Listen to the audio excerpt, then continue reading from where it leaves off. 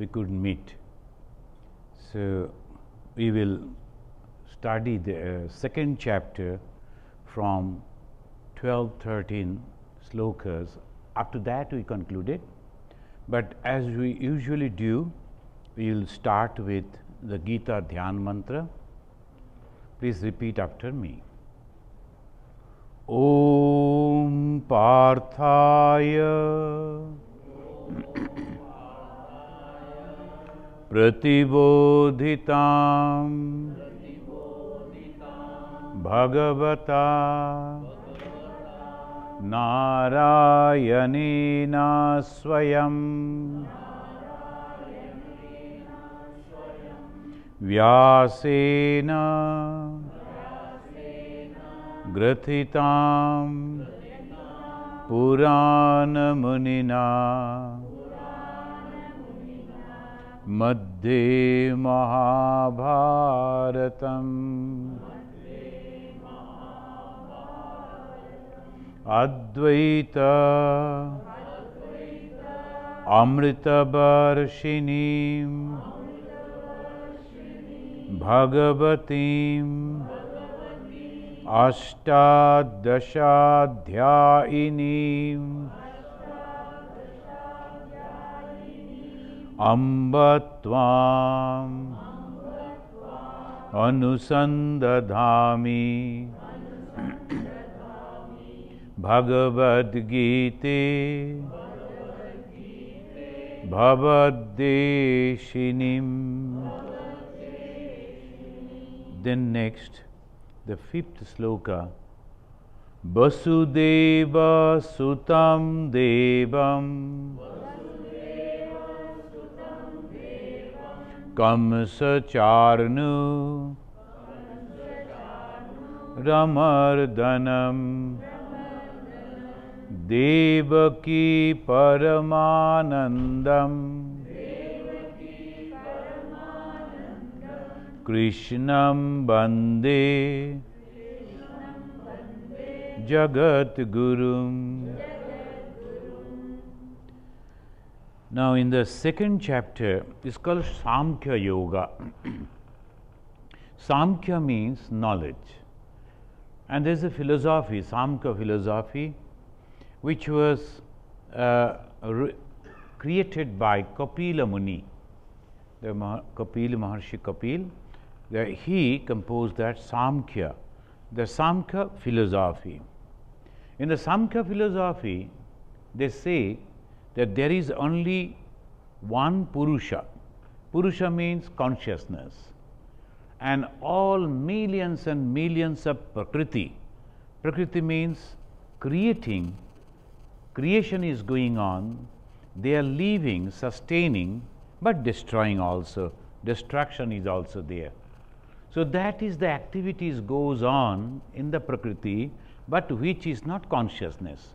There are many, but the Purusha is one. Now Purusha is considered as the fire, and when the fire is burning, then there are many potatoes or other things are boiling. They are many in number, but fire is only one. So like that, the Atman is one, but the Jivas are many. That is the Samkhya. This Samkhya, they are explaining in this way, that this Samkhya Yoga here in the Bhagavad Gita, it says, is not the Samkhya philosophy they are following. The Gita is mainly in different people, in different way they have explained, but we practice and we follow the Vedantic point of view. If you read the Gita published by the Krishna consciousness, popularly known as Hare Krishna movement, they are totally different. And if you read the Gita published by us in the Ramakrishna mission, based on the Shankaracharya, that is Vedanta. So where is the difference viewpoint to this philosophy? So here Bhagavad Gita, the Bhagavan Sri Krishna, he is giving instructions, advices, explaining something to Arjuna. Arjuna is a human being, and Arjuna having all these difficulties. Sometimes he is elated, sometimes he is morose, but he is thinking that I can think. All people, almost all individual, we always think that we can think. But the reflection that comes, that makes us to think. Otherwise, where is the originality? So that is the question. So when we are thinking, we are utilizing our brain, and that is reflected, the consciousness is reflected, then only we can do it. So here we studied up to the second chapter up to 12. Now from 13, 14 we can do that in the second chapter. 14th, you can repeat afterwards with me. Matra sparshastu kaunteya Sheetasana Sukha Dukkadaha Agama pa ino nitya Tam titikshasya bharata. Now the titiksha. Now the Sri Krishna is asking the Arjuna, so you are talking about the death. Arjuna is telling, if I kill everybody, then what I am going to do with this big emperor, the kingdom?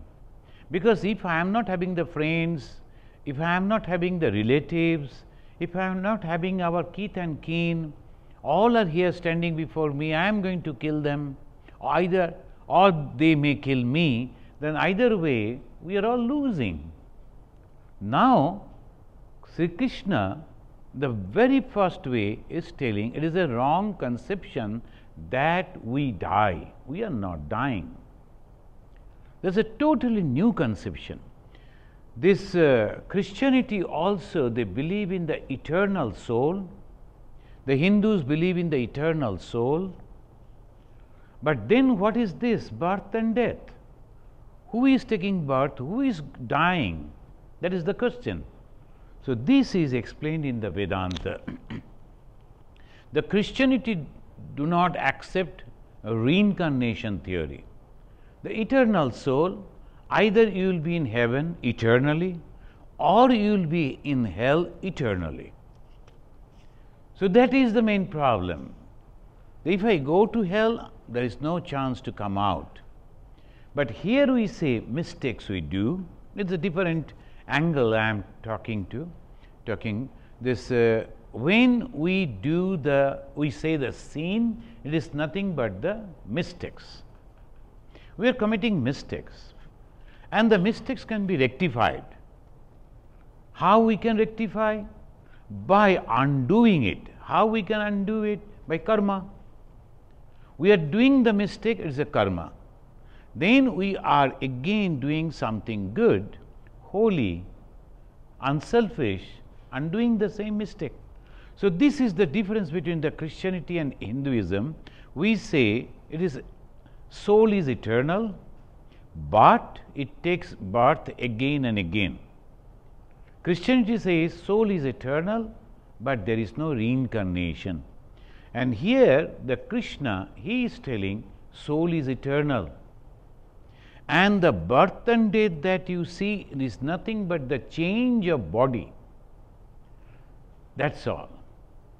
The change of clothing, like that example he will say in the 13th chapter, Dehi noshmini yatha dehe kaumaram yauvanam jara tatha dehantara prapti dhiras tatra namuihati. This is a wonderful way, is explaining, as in our body we observe, we were young boys, young people, and then grown up, then becoming old, someday we will die. The grown-up people do not cry every time, all the time. Sometimes we may think, oh, had I been a young person, it would have been better. Or that our childhood days was better. Sometimes we may think in that way, but we are not sorry that we are growing up. Rather, the children are sorry that they are not growing up quickly. Sometimes they think, had we been quickly. So, like that only, it is a change that we see in our body, but we are not sorry for that. We are not worried for that. Then why should we worry when this body is changing to another body? And who is changing? The moment the body is changing means it is going to be destroyed. Anything that is changing is going to be destroyed. And something inside the body observing the change is permanent. And that permanent thing is called Atman. And when we die, of course, the long association with a body, long association with the environment, when we change from here to any other neighborhood, if the this present neighborhood was very good, all friendly, all around our friends are there, in that case, obviously we will feel sorry. But suppose this neighborhood is not good at all, rather we are going to a better place, will you feel sorry? No. So similarly, same thing happened when the Atman is going in a more happier things, like the Swarga, the heaven. So naturally it is happy. So that changes are there. Sometimes we are feeling sad, sometimes we are feeling happy is because of the condition. But suppose you are not touched by the condition, what will happen?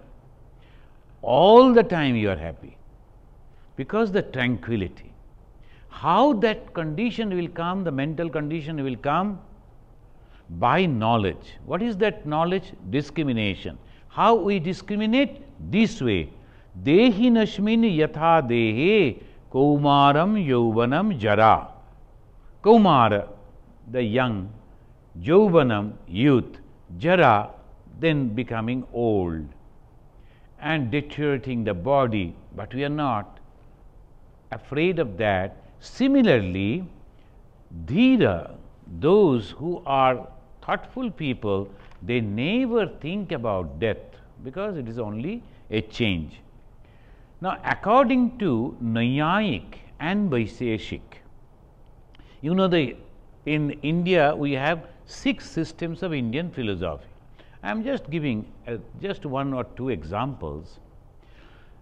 Here all are explaining Veda, and the Gita is a part of the Veda, and it is the gist of the Veda, all knowledge is here. Now the Nayayika and Vaisheshika, Mimamsaka, these 3 group, out of 6, these 3, they say Atman is many and with attributes. This is Saguna. The Saguna means Satta, Raja, Tama. All the 3 gunas are there in Atman, and by number they are many. Why they say like that? Because we are all so many, because we are all conscious. And if there was only one Atman, they give the argument, if there was only one Atman, then if anybody is suffering, everyone will feel that suffering. Supposed to? No, we are not having that. Then how come the Vedantin says it is only one? So that is the argument. Samkhya philosophy, Kapila, Atman is many, but without attribute. The Samkhya, Yoga, all this, so here Nayayik, Vaisheshik, Mimamsaka, they say it is with guna, Satta, Raja, Tama, and then have many. That means all of us are Atman, and we are having Satta, Raja, Tama, but that cannot be. The moment there is Satta, Raja, Tama, naturally sometimes people are very good, well behaved, well mannered, the same person is changed, and then he is angry, he is aggressive, abusive sometimes. How come it is? Because the Raja is going up. And then sometimes he is feeling another slumber and not too ready to work, and all the time criticizing others, all bad qualities, tama. The moment it is changing, that means it is not permanent. How the Atman, which is having the Sattva, Raja, Tama guna, can be permanent. So that is the argument. Samkhya says Atman is many, but without any attributes. Vedanta says Atman is one without attribute. So we support this view, because Shankaracharya and the Vedantin, they support this view. Atman is one and without attribute. So this is the first thing. And secondly, it may be, people may ask question the same way, if the Atman is one, then why we are not feeling pain or pleasure with others? When I see my brother is suffering, but I don't feel that pain. How come? If it is one, we are supposed to feel that. That is the argument they always say. Then it says, the Vedanta says, it is Vibhu. Vibhu means all pervading. Because it is all pervading everywhere, though it is one, but it is all pervading, that is the reason we find, if there is a prick in my leg, immediately we can feel in the brain. It reaches, because of Vibhuta, it is all pervading. Similarly, it is all over. But when the mind reaches on that level, then we can feel it. Like in the life of Bhagavan Sri Ramakrishna, he was sitting on the bank of Ganga at Dakshineshwar, and he saw that in the middle Ganga, on the boat, two boatmen are fighting, quarreling. Then one person gave a big slap, strong slap, and on another's back. And Sri Ramakrishna, who was sitting far away, felt the pain. And not only the pain, he got the mark of those fingers at his back. So can you imagine? Another example, the Sri Ramakrishna again, he was lying down, and then one person was walking on the grass, there's a lawn, and that gentleman was walking on the lawn. Sri Ramakrishna was telling, ask him not to do that. He is walking on me. This is the feeling. And that Vibhu, Vibhutva, the moment you can feel that, you are Brahman yourself. The person who called and claimed that I am a Brahmana, that type of experience should be there, then only Brahmana, and only otherwise not. Just by birth you cannot claim that I am a Brahmana. Brahmana means this knowledge, this experience, this realization. So this is the Atman. Then the mind stuff only feel is not the Atman. And the mind stuff, it says again, the cold and all those things, the opposite, the joy, happiness and the misery, all these opposites are the feelings of the antakarana, mind stuff. That is the reason when the mind stuff they are feeling, the Atman is not feeling. When body perishes after death, whether Atman is also gets destroyed, that is the question. All these arguments against the Vedantic point of view. Then the answer, no. It experiences the changes of the body, and that in the mind stuff. So when we call the Jivatma, when we say that after our death the Atman goes away, that is the Jivatma, that means the mind stuff, where all the impressions are there. but the consciousness is reflected on that. See how the mithya, totally false, can be so beautiful. That is the moon. If you see the full moon night, the moon, the glaring, beautiful, any person having little sense of poetry immediately will write some few lines about that beautiful moon. But the moon is not having the light, borrowed, reflected from the sun. A moon is not that way beautiful, because there are now the people, the science, they know there are so many other things are also there, holes are there, hills are there. It's not that beautiful. But when we look at the moon, the totally false, it is not having its own light, but still we like it. Similarly, this world is not having anything of its own, but we like it.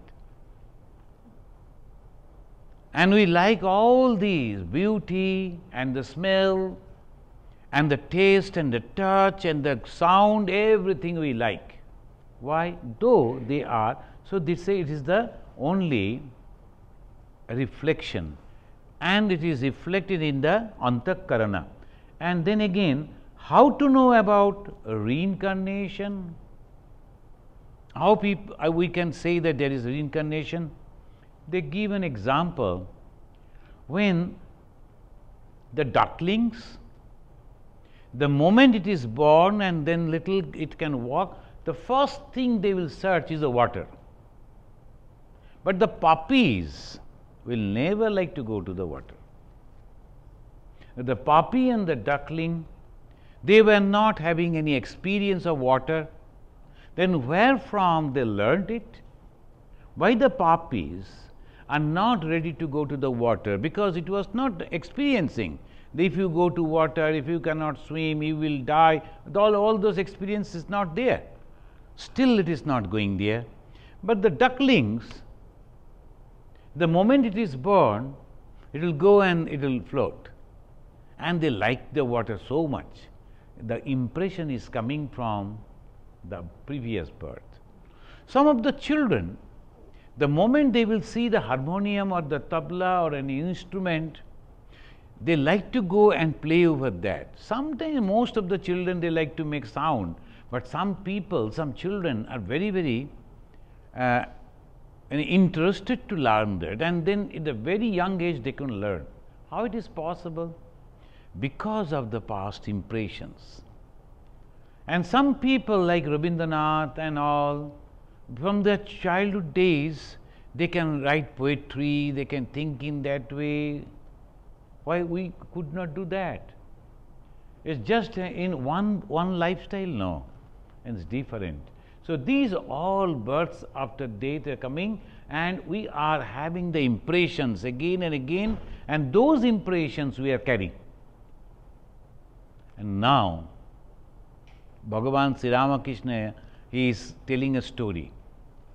The one thief came in a neighborhood, and then something happened, people came to know about the thief. So here only we give a call to 911, but in our country, where is 911? So they all come out and they'll be shouting, they all chase to, and all the punishment, etc., they themselves give, neighbors. They chased that thief, and the thief knew that he won't be able to go out.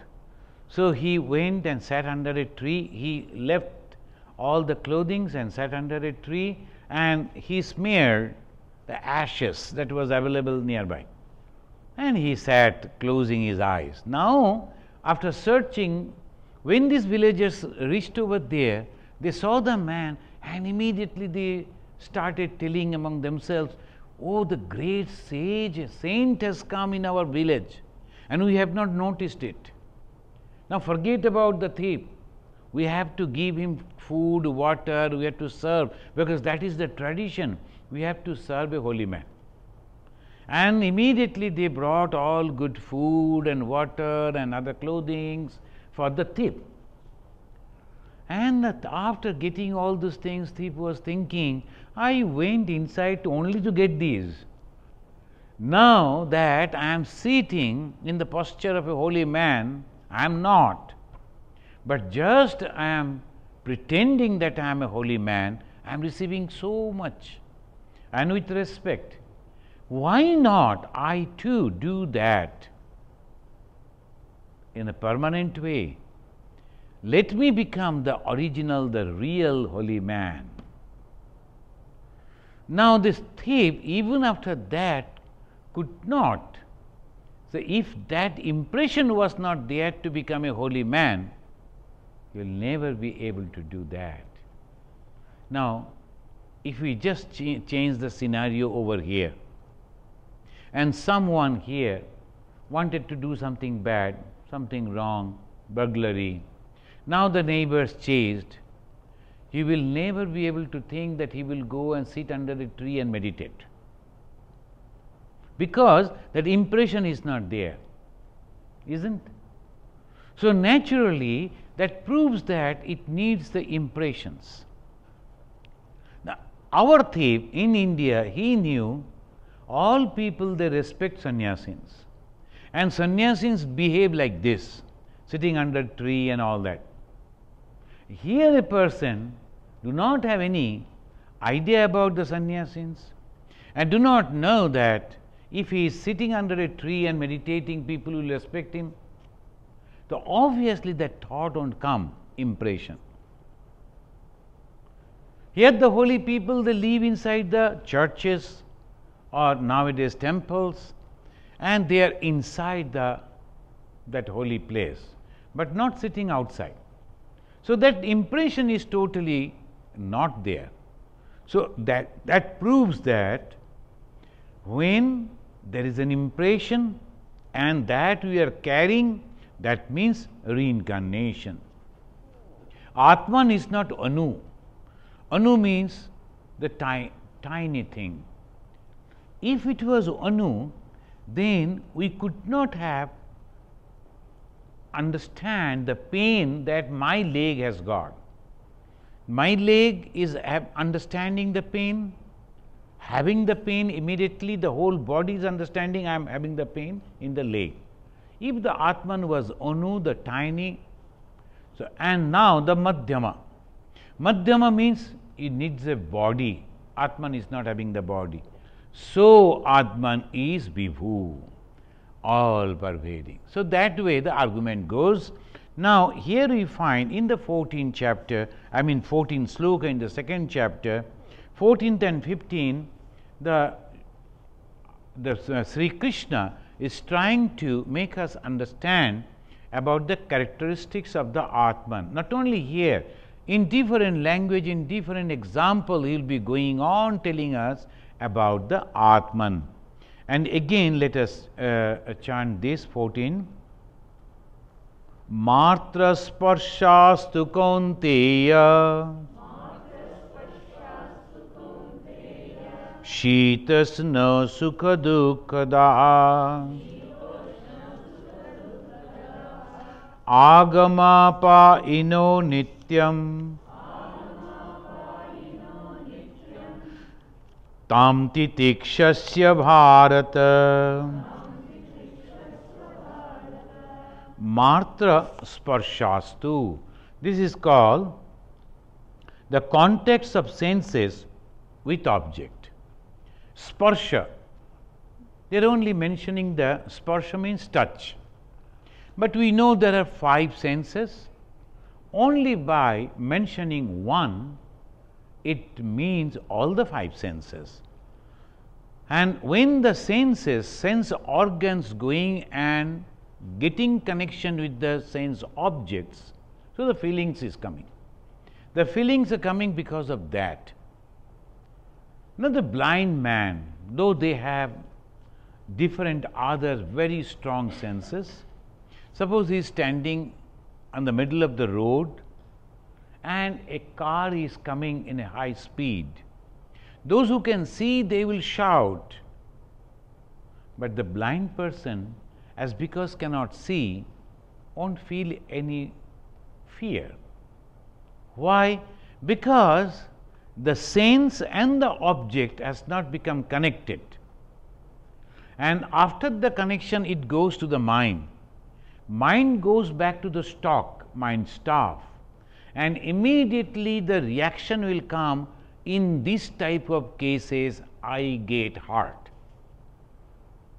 But a child won't understand, and the child may try to run on the street when the cars are on or the vehicles are on speed, because it is not having the experience. And so here, matra sparshastu kaunteya shitashno sukha dukkadaha, sukha and dukkha. All this experience comes by contacting. Now, father is dead, but the only young baby, he won't cry, the child won't cry, because the experience of death is absent. Rather, they will go and play. Why? Because the father is no more, that pain, dukkha, that experience is not there in the mind of the child. So, everything, all the experiences that we are reacting and showing, it comes from the experiences. So, here it says, the context of the senses with their objects create, O son of Kunti, feeling of heat and cold, pain and pleasure. They come and go, they are impermanent, anitya. Anitya means impermanent. So, bear them patiently, O Bharata. In our life, see, this is the Gita, it gives a wonderful teaching how a life can be happy. When we are living, the moment we understand that things only go on changing. Today this is this, tomorrow it will be changed, any day it may change, and naturally, if you can understand that and not attach too much with this, you can adjust it so quickly, so pain and pleasure will be very less. But those who are very much attached, they suffer. In the 15th again, Yamahina Vyatha Ente Te Purusham Purusharshava Samadukha Sukham Dhiram So Amritatvaya Kalpate. Now, Amrit. In India, the moment you say Amrit, immediately they understand it, but wrongly. The word Amrit is so common, but not having a the clear idea about the Amrit. Because in our mythology, different stories are there, and mythology meant stories, and that story to teach us some of the greatest truth. What is that? In our life, we should get Amrit. And what is that Amrit? Eternal joy, eternal peace and bliss. That's called Amrit. But the story goes like as if it's a liquid thing, and if anyone can drink it, and then it will become eternal. No, it is not. It's a story only. But in reality, it's totally different. What is that? Here in this 15th sloka of the 2nd chapter of Gita, it says, Yamahina Vyatha Ente Te Purusham Purusharshava. He is now, the Sri Krishna is addressing Arjuna as the best among men. Why? To encourage him. And of course, Arjuna was having many qualities which the common people were not having. We were having so many qualities, you are not ordinary. In America, wherever I go, wherever I meet the Indian people, I always tell them not just to, eulogizing just to telling some praise. No, it is true. They are special people. Whoever is coming to America, barring the first batch, they were also very good students. All they have to pass through very difficult examinations. Then only they are coming over here. New atmosphere, new environment, and they are struggling so much, and then becoming successful. It's not ordinary thing. And I have seen, I went to visit some of the universities, some of the places, I saw the students, all they are sitting together, they are not class in that is not the classroom. In the classroom, they are individually studying. Not a single one I saw gossiping or chatting. Not a single one. There is no time. All they are studying in the computer, sitting side by side, but they are studying their own book. I saw in that's called restaurants. There also, the moment they are getting the opportunity to work, the connection is there. So immediately they will have a cup of coffee and then working. You cannot imagine the concentration and the study. And in our country, most of our students are so happy because they have lot many other things to do than study. So obviously, they are special. The people who have come over here are special. And similarly, Sri Krishna is also telling Purusha Rishabha, the best among men. Obviously, you should understand. What to understand? Yam hi no bathayante. This is whom, yam, he surely no bathayanti, afflict. Is not afflicting anyone. Ete, this Purusham, man, samadukha sukha, the same in pleasure and pain, dhiram, he is firm, amritatvaya, immortality, kalpate, is fit. Now I am breaking this and the meaning, the running meaning.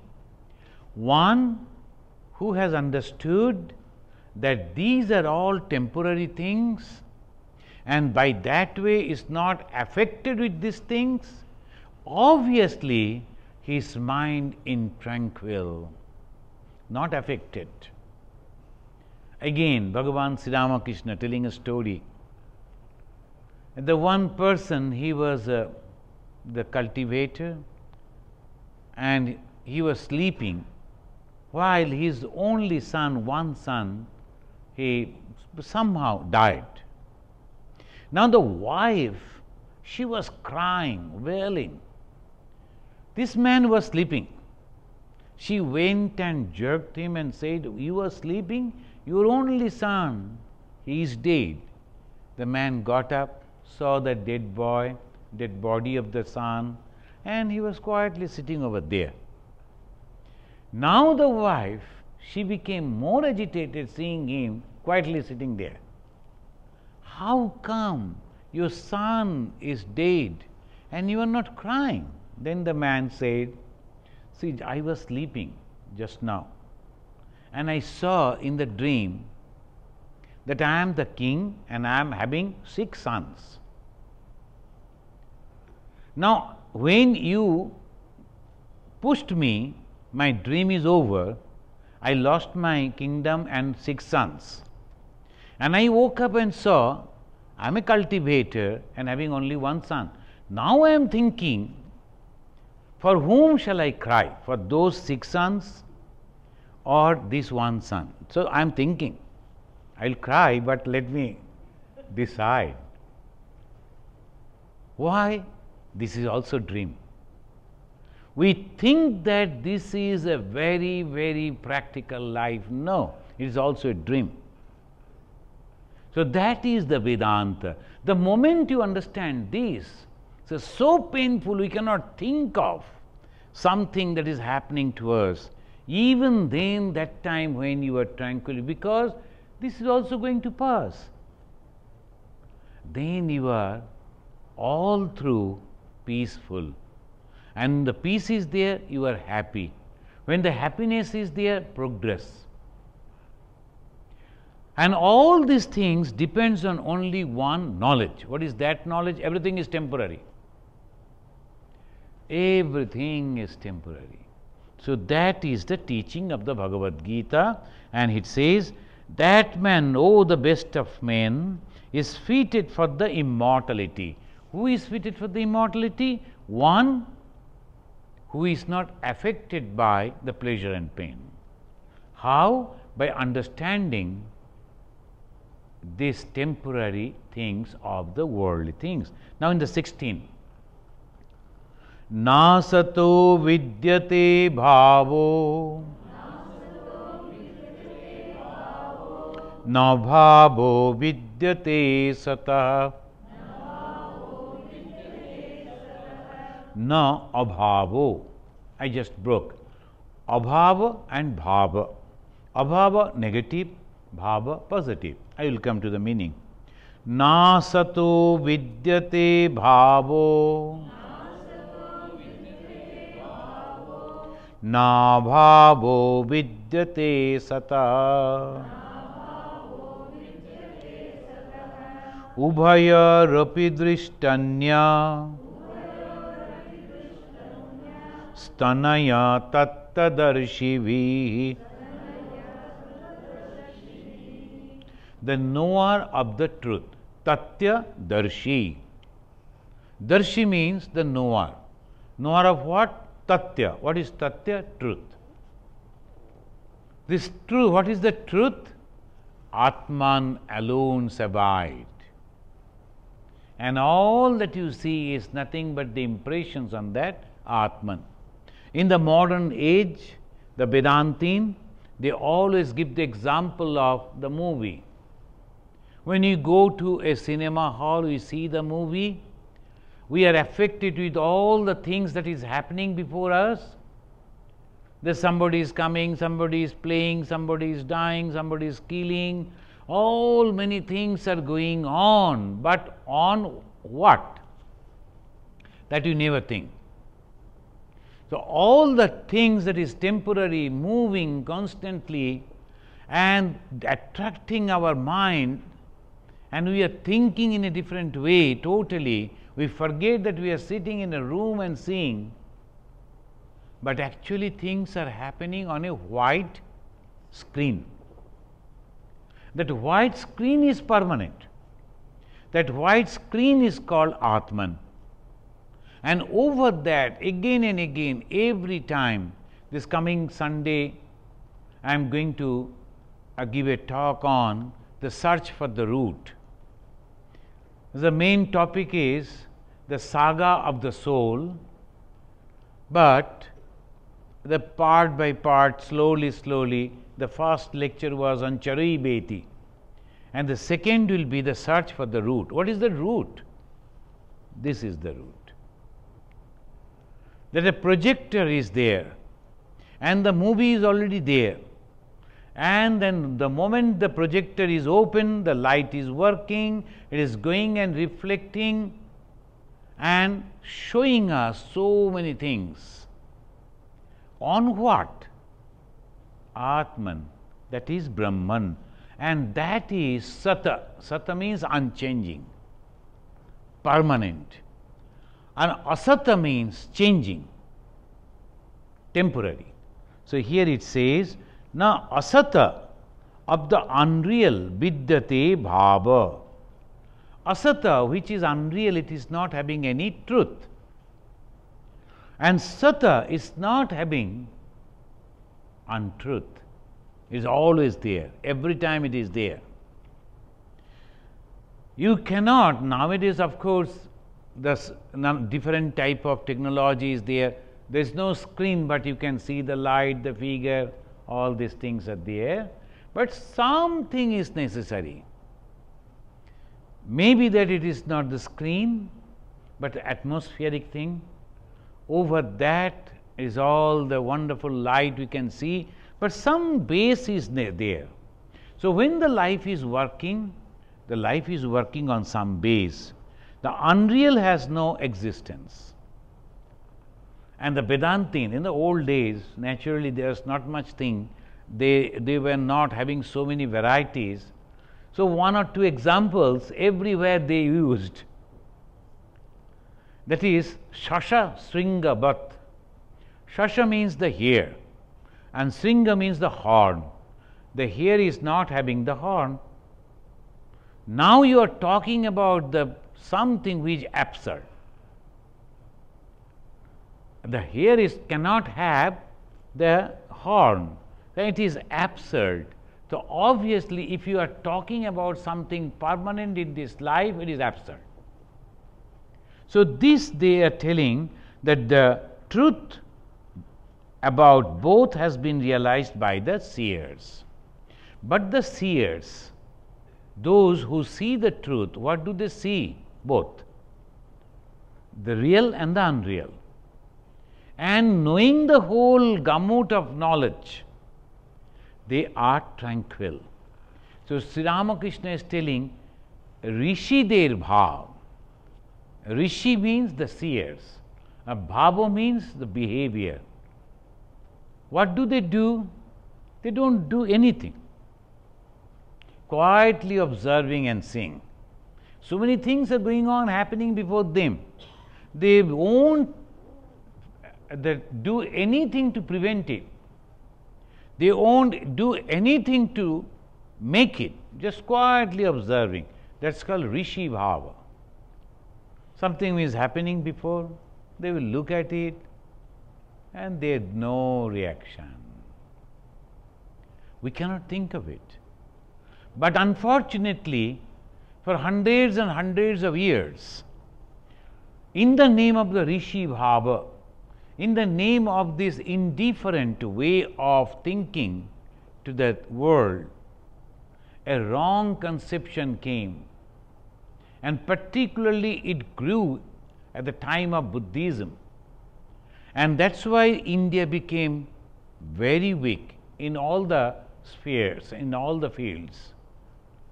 In the materialistic field, we became poor, weak. In the spiritual field, also weak. Because the wrong conception, it is not possible for all. And Swami Vivekananda, Sri Ramakrishna, they have come to establish Dharma once again. How? By removing the wrong conception. One who has already reached in that high stage can be totally free from any reaction. Automatically no reaction. Why? They see this. Now one young boy, they were having a picture in his hand. Now these pictures, a friend came of the same age, he also wanted to take that. Then the both of them, they were scuffling and the paper got torn. Now for them it is something and very painful. They will be coming to the mother or the parents and crying and complaining that my picture, he has torn my picture. Of course, some of the parents immediately they react and they immediately go, okay, let me go and fight. And then if they do that, it is very wrong. Most of the time the parents will see that, oh, is it? I will get it done. Again, I will bring it for you. You need not to worry. Because the parent know this type of picture is so much available, I will go purchase and bring it. Maybe hardly $1. So that way, we are not attached with that incident and tranquil and free. Similarly, if we can develop that attitude to be free from all these things that are happening all around us, that is called the realization. And here it says, and that is the person, he knows asata, which is not there, cannot be permanent. Sata, which is there, the God, cannot be impermanent. So by that, ubhayorupi drishta stanayat tatta darshivihi, by observing both the things, they are very quiet. This body is devoid of bhava. Bhava means truth. And Atman is existence, the reality, and that is called bhava. So this is the whole. Now the 17, Abhinashi tu tad viddhi ena sarvamidam tatam vinasham abhayasyasya nakaschit kartumarhati antabanta ime deha nitya sokta sharirinaha anashina prameyasya tashmat juddhasya bharata. Now bringing him on the working field, because the Arjuna was complaining that I cannot kill. Then he said, you are not actually killing, you cannot kill, because Atman is permanent. And that again about the Atman, that expressions as maximum as possible Sri Krishna will give. About the Brahman it is impossible to say anything. About the Atman to some extent they say indirectly way, Abhinashi tu tad viddhi. It is indestructible. Viddhi, viddhi means know. Viddhatu, viddhi. So viddhi means know. What to know? Abhinashi tu. That is indestructible. Ena sarvam idam tatam. Tatam, this word is again used in different places. In the Ishopanishad also, Isha Vashyam idam sarvam, etc., etc. Tatam. Tatam means saturated. It's not all pervading, saturated.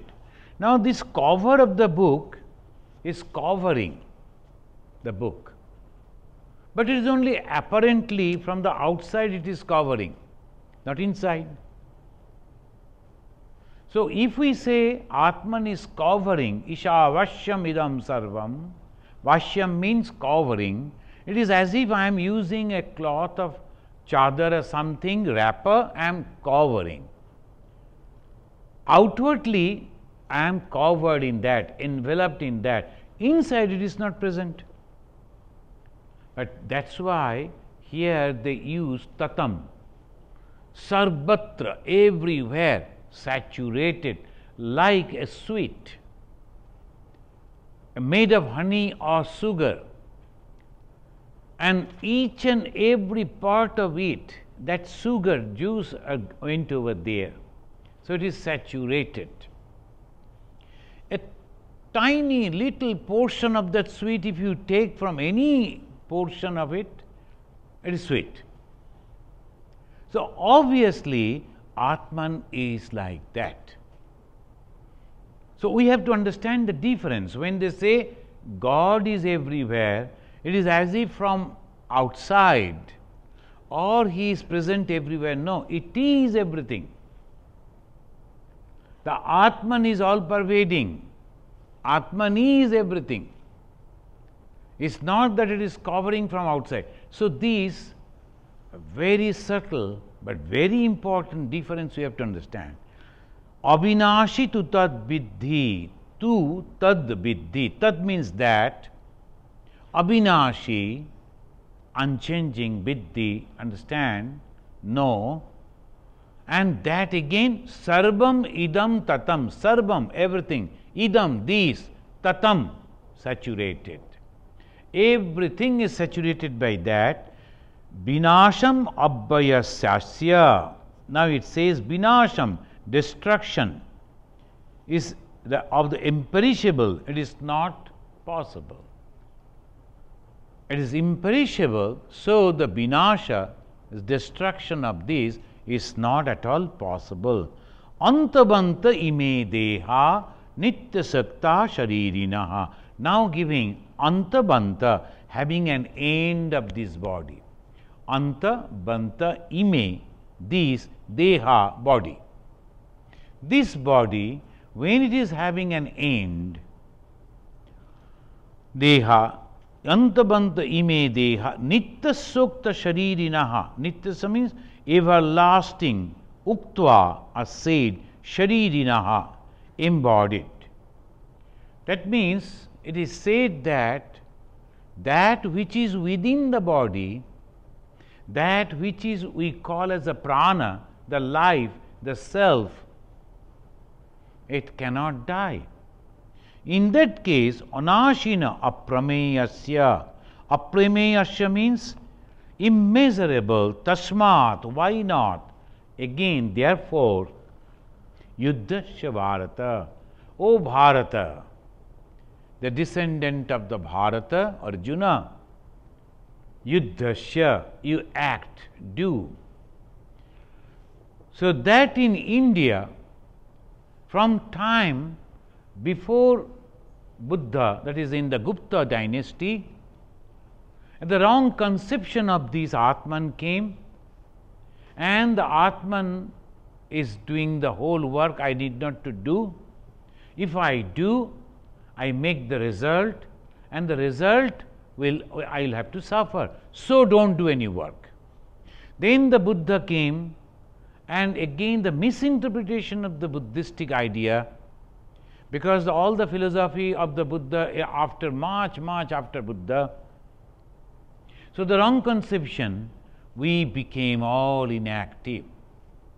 The inactivity in India came because of the wrong interpretation of the philosophy. But in the Bhagavad Gita, it is so clearly, in the Karma Yoga, when you will study, you will see. So Swami Vivekananda came and told, you are telling God is in everything, right? Right. If the God is in everything, how come that you are worshipping God only in the image inside the temple? How God can be only in the image and enshrined in the temple, while the God is everywhere? Then he said, can't you see God moving all around you? So that was the teaching of Bhagavan Sri Ramakrishna, his Guru. He said, you can see God only by closing your eyes. Can't you see God with your open eyes? It's a new dimension.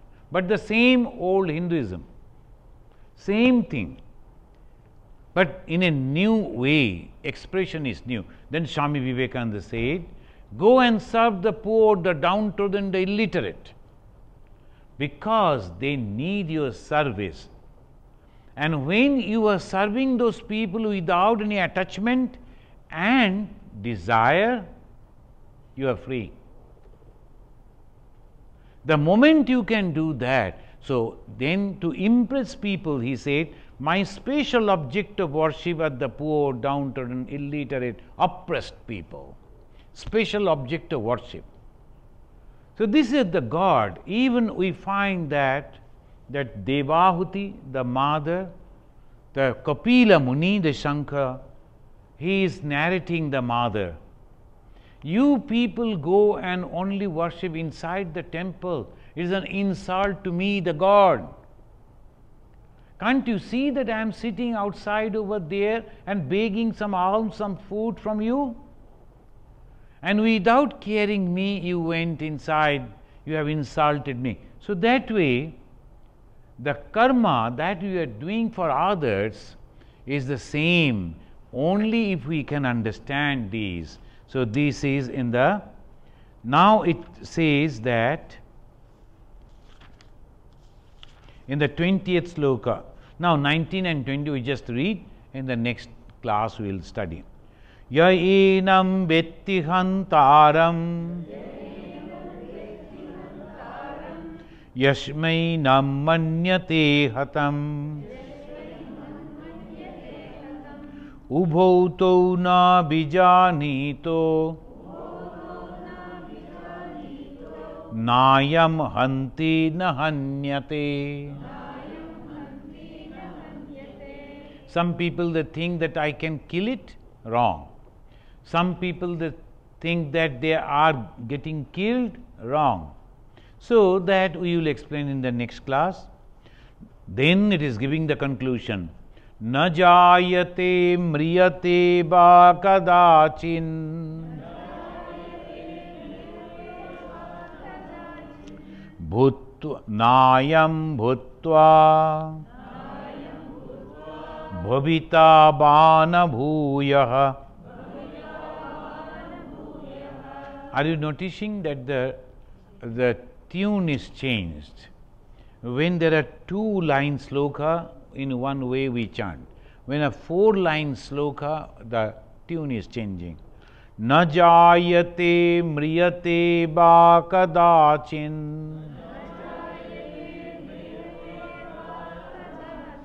nayam bhutva bhavita bana bhuyah ajo nitya shashyato yam purano nahanyate hanyamane sharire.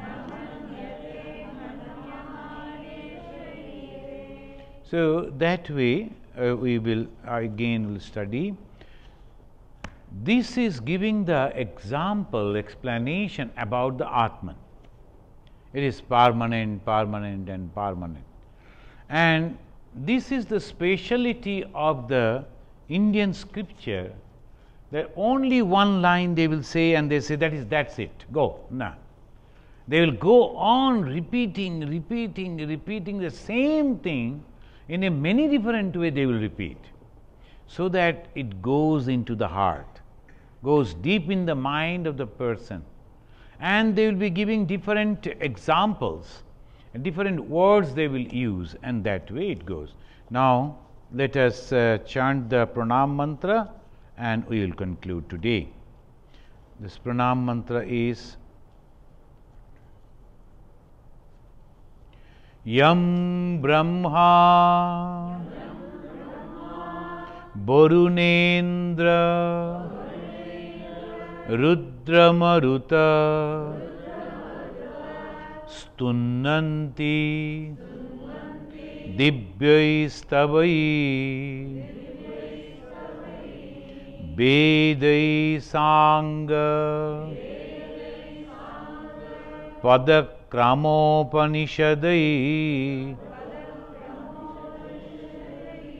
Gayanti Yam Samagaha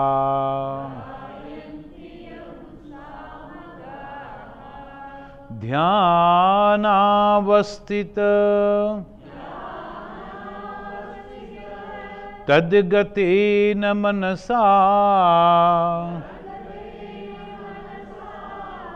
Pashyanti Yam Yogino Yasyantam Nabidu Sura Suragana Devaya Tasmai Namaha. Om Shanti Shanti Shanti Harihi Om Tat Sat. When you are repeating Shanti, Shanti, Shanti, imagine that you are praying the God, goddesses who are in the atmosphere. That is the Prakriti. Please have mercy on me and give me the peace. Then second, Shanti, imagine that from all around you is a circle that is constantly going and praising or requesting the bhutas, all the beings, not to disturb you, give me peace. And within your body, the consciousness which is present, it tells that, please keep my body healthy and give me happiness and peace.